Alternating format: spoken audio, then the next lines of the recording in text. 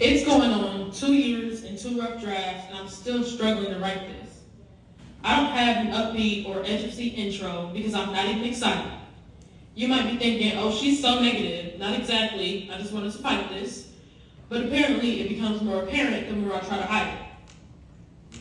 I'm forcing myself to speak on this, so bear with me if I shed a tear. Most of my poetic words come to my head freely, and I write down what I hear.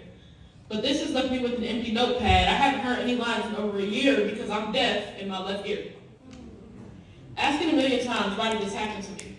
I just think God gave me this thorn in the flesh because he felt that I needed it. Like he gave to Paul, so his abundance of talent wouldn't let him get too conceited. That's my way of finding the good in it while my family is mourning the loss of my hearing and grieving. It was simply a really bad time for a life-altering change during sophomore soccer season. Because that's when it happened. When you first notice you're losing your hearing, do you brush it off laughing?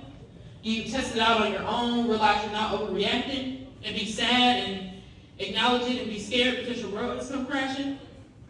Nothing. Well, that's what I did at first. I didn't want to call it out and wear my fear on my shirt. When I was walking in the high school hallway and realized my AirPod didn't work. But then I realized it was a user error because the following Sunday I couldn't hear at church. Then I thought maybe I should tell someone because that's worse than I thought. I wanted to play it cool, but everyone around me was so distraught. And everything went to shambles when we asked the doctors if I would get my hearing back or not. I heard loud and clear when they said sensory neuro is an irreversible hearing loss. And it made me think of all the other battles I fought. I mean, I've survived an abundance of things that should have really had me shaken, but it was an ear infection and nerve damage that finally stripped me naked. So if you didn't know until right now, I guess I've done a good job thinking. And if you did know already, I should be telling you congratulations.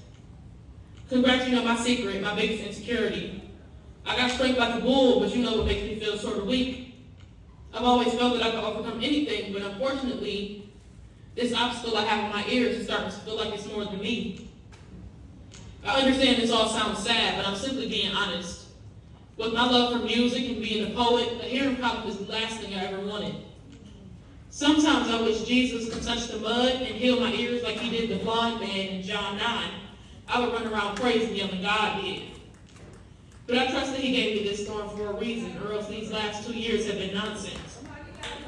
Let it be known that I trust God and his will for my life. I know he didn't just take away my hearing out of spite. And even while being deaf, I got a diploma, an associate's degree, a published book, and I can still write. It doesn't being proud or ashamed that it's something that will happen overnight. I'm still going to reach the goals I have for myself, I guarantee you. If you're deaf or hard of hearing and still not proud to say it out loud, it's okay, me too. So some advice for the both of us, it's okay to unapologetically be you. To the deaf and hard of hearing community, I may not be able to hear you, but just know that I see you.